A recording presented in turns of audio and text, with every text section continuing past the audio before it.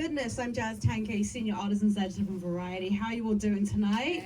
Okay, isn't this one of the best films of the year? And I say films as opposed to animated feature. Anyway, thank you all so much for coming out tonight. Let me introduce our incredible panel. With us tonight, we have writers and producers Phil Lord. Come on out, Phil. Chris Miller. We have actors Hailee Steinfeld and Shameik Moore. Oh, come on, I want you to be even more enthusiastic. Okay, we have composer Daniel Pemberton. And directors Kemp and Joaquim dos Santos. I'm curious, is anybody seeing it for the first time tonight? Look at that! Look at that! Nice! How'd it go? Oh How was it? How to play? You're like, wait, How to play. Nice. you're like, wait, how did you leave it at that ending? Yeah, sorry about that. First of all, congratulations to you all. My jaw's still on the floor. Like that, the animation is incredible. The character development. Come on, let's get a round of applause there. Hailee and Shameik, I'm going to start with you first of all because here's something really fascinating as I was reading tonight. I understand you didn't get the full script when you were doing your parts. Is that correct? Can you elaborate and share a little bit more about that? We here. We didn't. I didn't have the full script, but I had an immense amount of support and people who did have the script, or at least knew what was going to happen. You had a lot of faith. A lot of faith, love, trust, and goodwill. A lot of that, but a lot of confidence coming back in, knowing what happened that first time. And I've said this a million times. I'll say it a million more.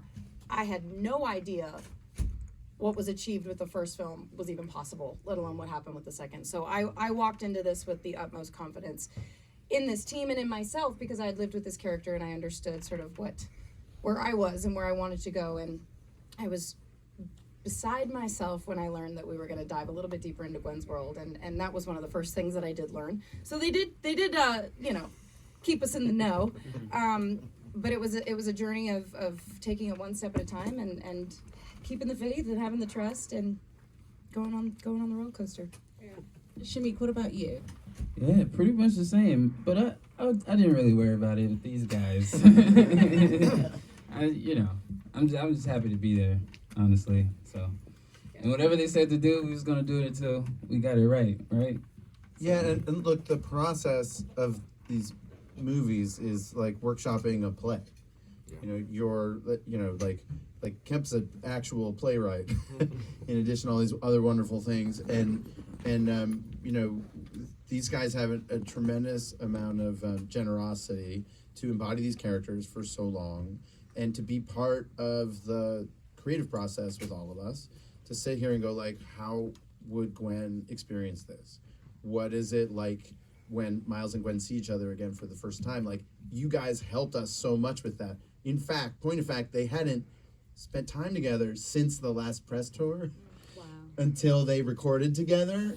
So they were like so excited to see each other. We're like, everyone shut up, turn the mics on and do the scene with this energy. And there, what's so fun about making an animated picture is there's so many artists involved, and the collaboration that you get from that is so wonderful, and you feel it on the screen. It's not like no one of us could do it. It takes 1,000 of us. Yeah. I want to jump on what you said about, the actors being able to record and, together as opposed to in your bedroom. I'm sure some of you actors out there know what it's like to do those voice recordings. Talk about, as directors, what was that like for you to, work with the animators, see the actors bounce off one another and that, the insane chemistry that they had, and how that helped evolve. Yeah, I mean, it did feel really, I gotta say, it did really seem very familiar to what I've been accustomed to on stage. Because interestingly enough, I mean, obviously we had returning actors like Shameik and Hailee, but we also had a lot of new actors. And we even had some people who'd never done voiceover and animation work before.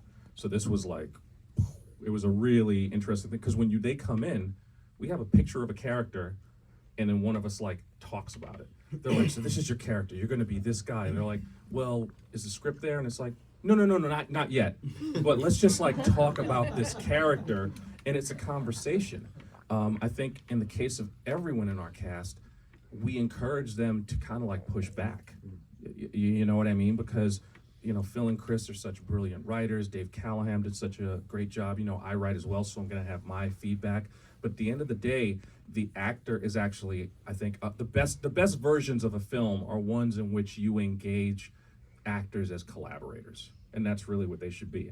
I think there's a bad version of animation voiceover where people think of it as like you just come into a booth, you do a couple of lines, it's an easy job. If you're doing it right, it's actually not an easy job. It's actually incredibly complex, challenging, emotional work, because your physicality is not going to be seen in the film. The physicality is going to be done by the animators, and it's syncing those two things up. So I mean, we always say that like the actors are half of the character and the animators are the other half of the character, and those two sides don't even meet one another.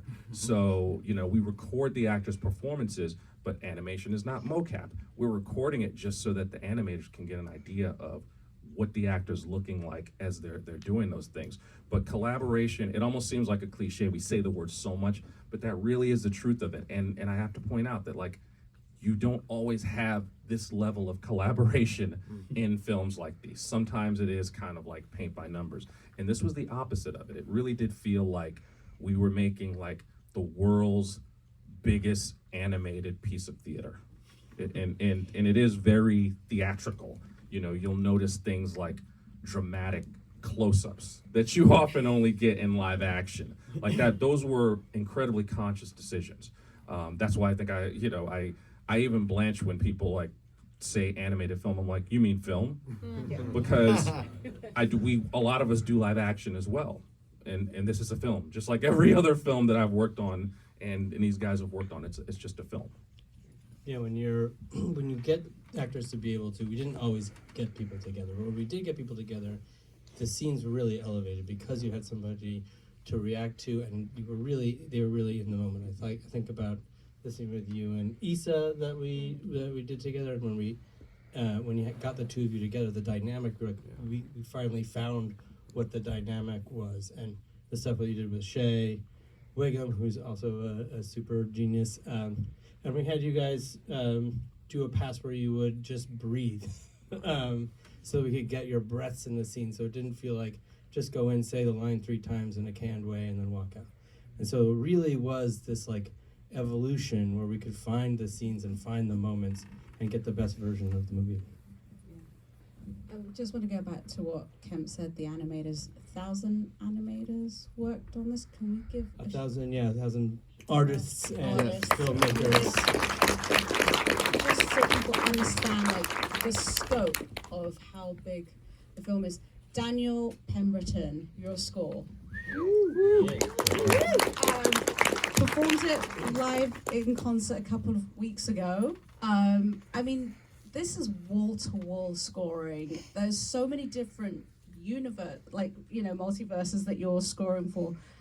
What were the conversations that you had? I'm assuming you got to see to have access to the full script. I would say it's a very, like the Spider-Verse world is a very fluid world where things can always be improved, and they are improved constantly. Yeah, I mean, the first thing I had was, me, Justin, Joaquim, and Kemp, and I got shown like the kind of amazing worlds they were creating, like the different art styles. And one of the things that's, straight away blew me away was just the sort of insane level attention to detail of all these different worlds and the different approaches and the different art styles. And that was like my first way in, was trying to I basically had to write different scores for each universe and for each character. I got to spend more time with Gwen finally, which was nice. And create Gwen's world, which had, like this beautiful kind of watercolor, textual, dreamlike quality, and I wanted that music to be influenced by that, and also her background as a sort of drummer. And I wanted to create something that had each world had its own sound in the same way as an art style, but at the same time they could all combine at the end and all interact with each other. But another thing that's been amazing working on this is I know they're here tonight, but the voice performances on this, I had to see over and hear over and over again. And every time, they were so inspiring because they're such good performances. And it's weird, I was watching them, they felt so natural. And every now and again, I'd be like, these are amazing. Like, they never, ever got boring. They always inspired me. And they were generally a big part that would inspire you to write scenes that were emotional or exciting, because I'm reacting to both the artwork, the story, the performances, everything. Yeah. It's fine. It's true. I love that. To what Daniel said about, the voice acting is incredible, and, what is your process in preparing for this? Hailee? It's funny. I think I may have fallen into the misconception of voice work before I hit the ground running with this, in thinking that it is as simple as walking into a booth and wearing your comfy clothes and you get to set the lighting and whatnot and you're on your way. I very quickly realized that to approach it any differently than any other character in any other type of film, live action for instance, would be crazy.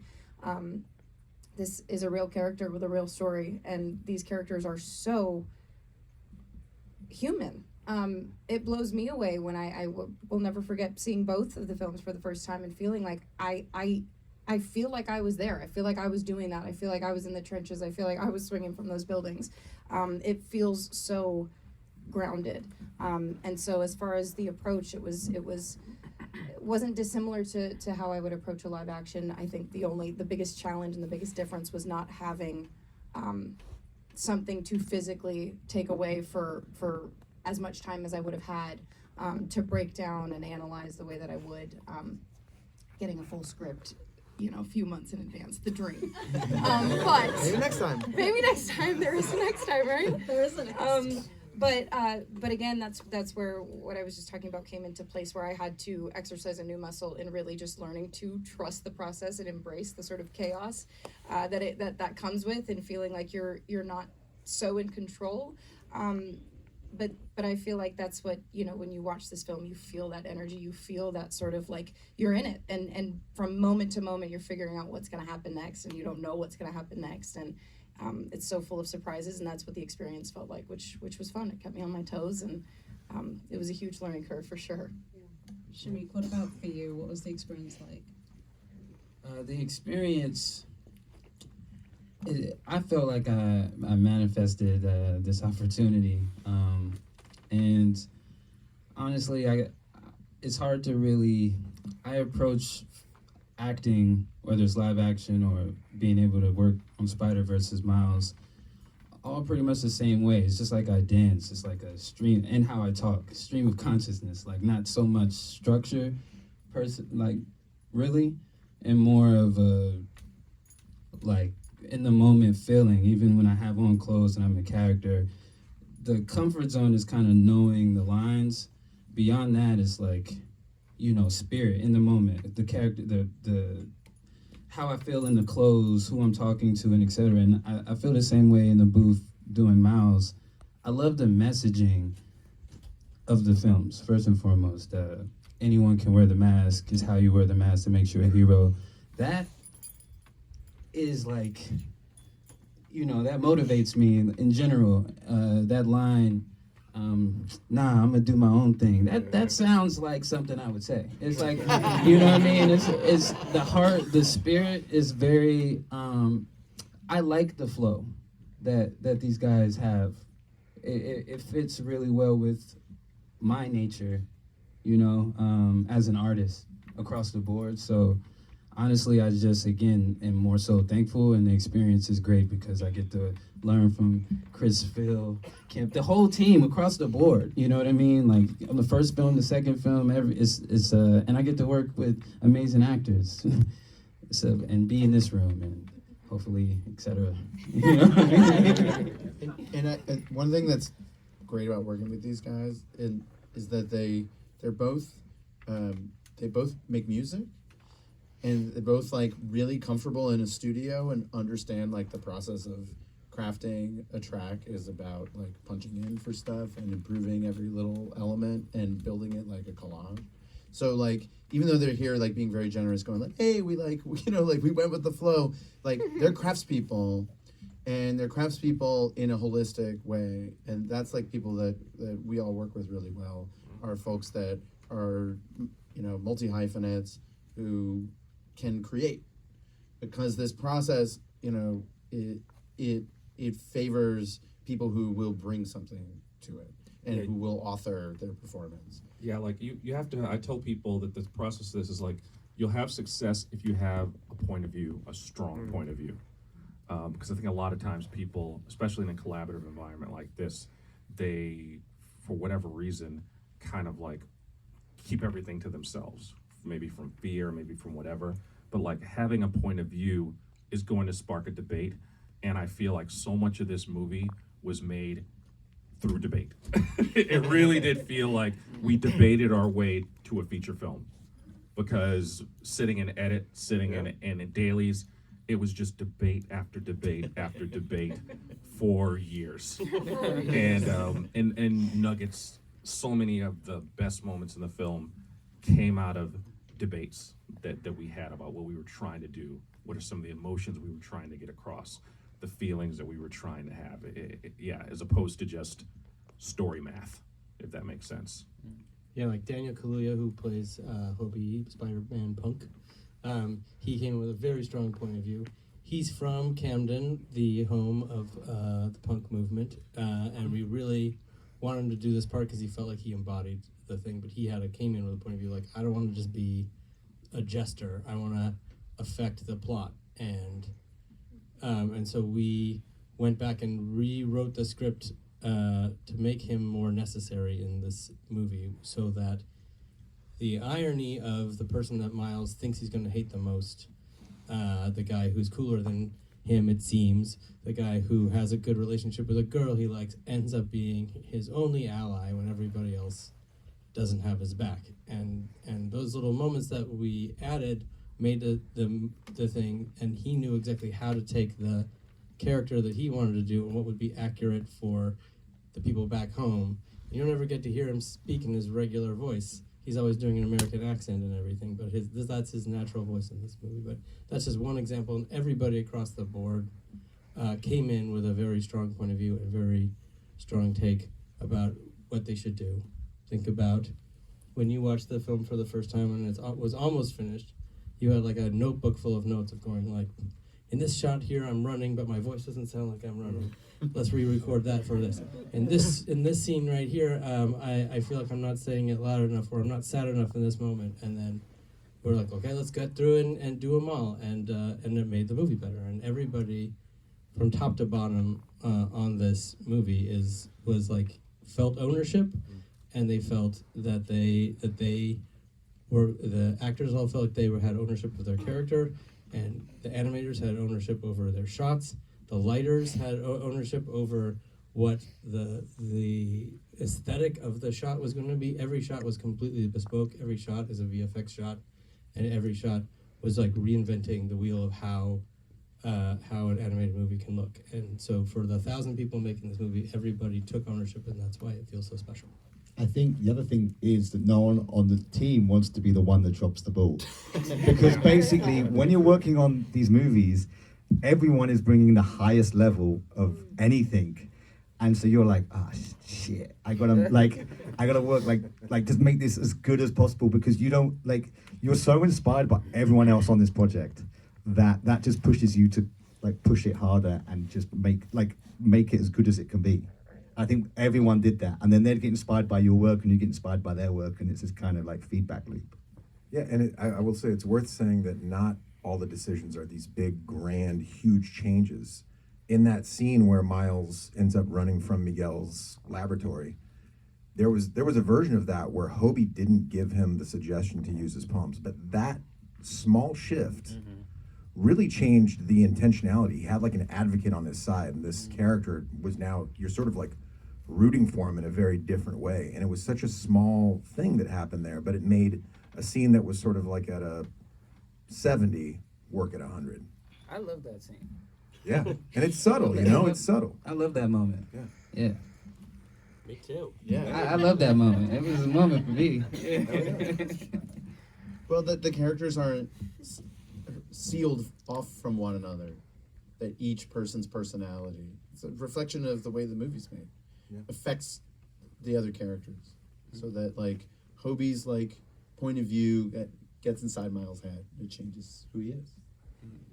That's what we did for one another. Like all these great filmmakers that we got to work with. Like we made each other better. We made each other smarter. And like I'm a better filmmaker for being with all these nice people.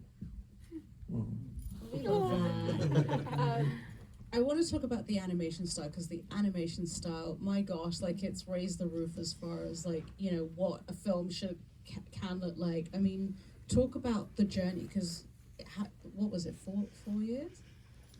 Yeah, 4 years, 4+ years. Yeah, I mean, you know, What's I think a year? What is a year, really? I mean, let's talk about that. I think, you know, I came on at the tail end of the first film, and I remember the industry sort of like had this huge like ripple shutter effect when the first trailer dropped, and it was like, oh, something different's about to happen.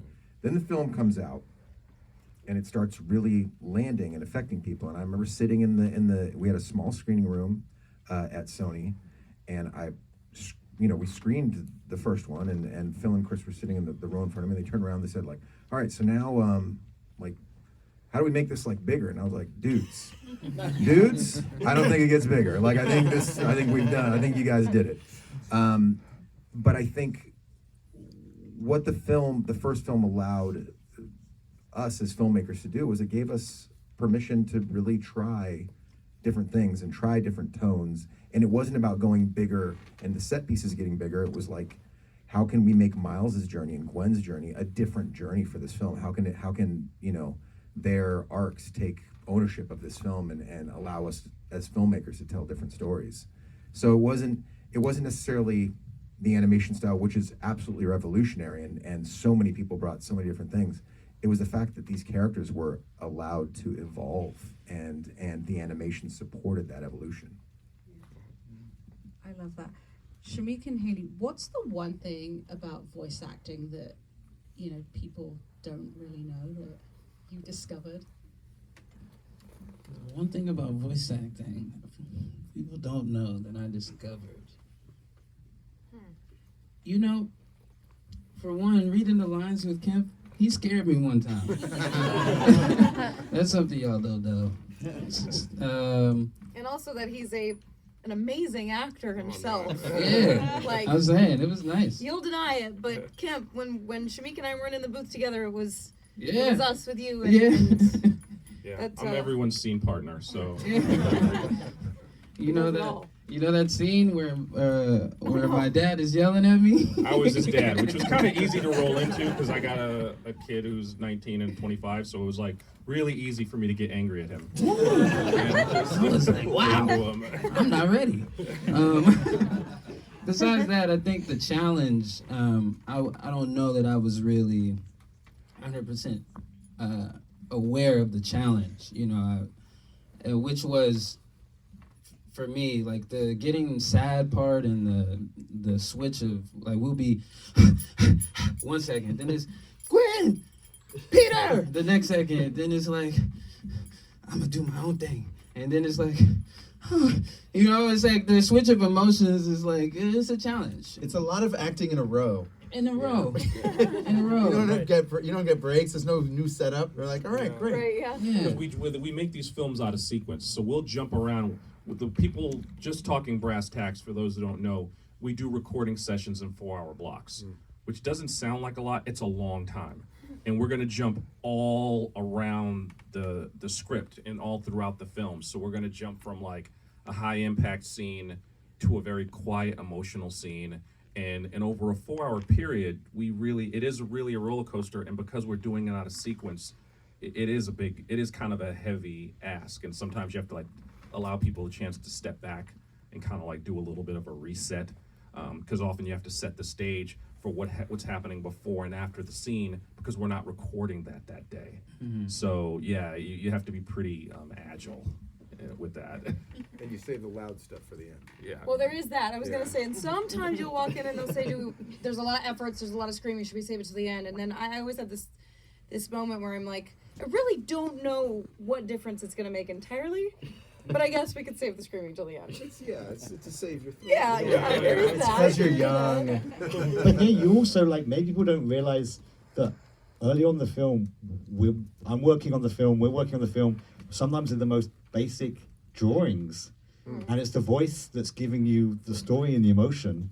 Because you know, I mean, you can probably talk about that better. But like the process of this movie is crazy in terms of the way you are watching a very finished movie, but we're constantly working on some scenes that are really finished, some things which are in progress, and you get some scenes that look amazing and others which literally look a stick man with an arrow pointing them saying Miles. But then you got the performances which I can work to because they just evoke emotion. Yeah, there was I don't know if you guys remember, there was a old Paul Verhoeven sci-fi movie called Starship Troopers. You guys remember that? That's not I remember. old. It is. I mean, for some people here it is. But I remember watching the making of, and it made me think of our film because like they hadn't designed the bugs yet. So Verhoeven was like, "It's a bug. It's here. There's a bug attacking you." It was a lot of that kind of shit where you're just like, it hasn't been built yet or designed or made. So you're just kind of like, now imagine something really cool being over here. And they're like, right, yeah, sure. I love that. How much changes based on what you're seeing from your actors and their performance, like script-wise? Well, the accomplishment of the editors on this picture, led by Mike Andrews, is outrageous because we are like playing together, going like, "Oh, here's a fun way to do the scene," for like the 7th time, and then we dump reams of dialogue on them that they have to log, and then they will in turn generate like 10 versions of a scene. And like, here's the one where like they did the bit about his shirt. And here's the one where like we tried this other thing. And here's the one we tried like we slowed everything down. And Mike will take all of those versions of the scene, sometimes intercut them, and we're all like, so the churn rate is really large. But it allows for the thing that's difficult with any movie, but with this animation technique, is that to create spontaneity is really valuable because it's a mechanized process. It takes years. So like anytime there's something that happens that surprises you, you like hold on to it. And that's what the playfulness of the recording process gives us. That is the engine that drives everything downstream.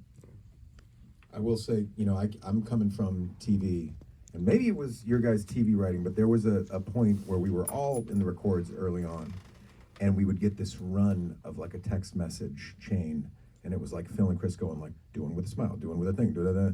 And I was like, holy crap, we have a script, guys. They're like, can we just do what's in the script? And they were like, we're gonna do all these. And what I will say is that it led to spontaneity because then it gave, you know, the performers the freedom to just go like, oh shit, I'm just gonna do this the way I would say it or the way my cousin would say it. And that's where the spontaneity came in. But it threw me for a loop for the first like 2 months. It was like, guys, are we gonna try 1 million versions? There were like 1,000,001 versions. Yes. Yeah, the spontaneity thing, like for me, that's one of the most exciting things about these projects. Is like it's never set in stone. Like the famous one we had was we were doing this record scratching for the score over the scene when you first meet Miles. Like you know, when after the titles tells you what he's been doing, and we kind of scratched all these noises in that sequence. And like when he's punching someone, we're scratching a punch sound. With spray cans, we're scratching spray cans. There's a bit at the end with a goose, when he hits a goose, and a goose gets caught up in their fight. And suddenly I was like, we should record scratch a goose. And so I was like, let's just get a goose sound. We got goose sound, and we got the DJ to scratch it. And I was like, this is brilliant. And I was up till about midnight in the studio, working through the overtime costs in the studio, scratching goose honk sounds, which ended up in the film and maybe is my favorite part of the score. In fact, I record scratched a goose. We recut the scene, Yeah. and took out the dialogue so that we could feature the goose scratch. But for me, nothing sums up this movie more than the fact at like midnight, very heavily into the recording finished film process, I decided I want to put a scratched goose honk in the score. The filmmakers not only allowed it, but like celebrated it. And for me, that's everything about this movie. It's like, just take it to the craziest places and we've got your back. It's a dialogue between design and precision, and there's lots of that. And these guys are slayers. They can nail a line read when it's necessary. And it's a dialogue between design and spontaneity. Yeah, I also love that, like, the best idea always wins. Like, it's hard when you present an idea and someone else presents one that, like, you think your idea is the best, but then it's like, oh, you know what, that's better. And I love that this group, like, always got behind the best idea. Like, not to blow up Daniel's spot, but it's great to have, like, Daniel Pemberton doing score and Metro doing soundtrack, because we're looking at scenes, and it's always great looking at a scene with Daniel, and it's like, oh, that could totally be score. Like, because we have to decide with every scene what's going to be score and what's going to be Metro. And according to Daniel, every scene you're like, I think that'd be better as score. I think that'd be better as score. I didn't say that. You did that. I think that'd be better as score. I did text Metro the goose scratching video that you sent, and I just said gauntlet thrown. Yeah. Yeah, we were pitching him like he should do like a kind of Peter and the Wolf kind of album with every farmyard animal for the kids, you know. I don't think he was doing that idea. I think people are going to be like, can I see the goose scratching video now? I just want to say we have to wrap it up, unfortunately, but there is a reception afterwards, so please feel free to join us. Congratulations to you all on this incredible film, because it is a film, and success, and for sharing this story, and we cannot wait for what comes next, because that ending, you're like, whoa. Congratulations to you. Thank you very much, Watch guys. your face, and thank you everybody for coming out tonight. Thanks for joining us outside.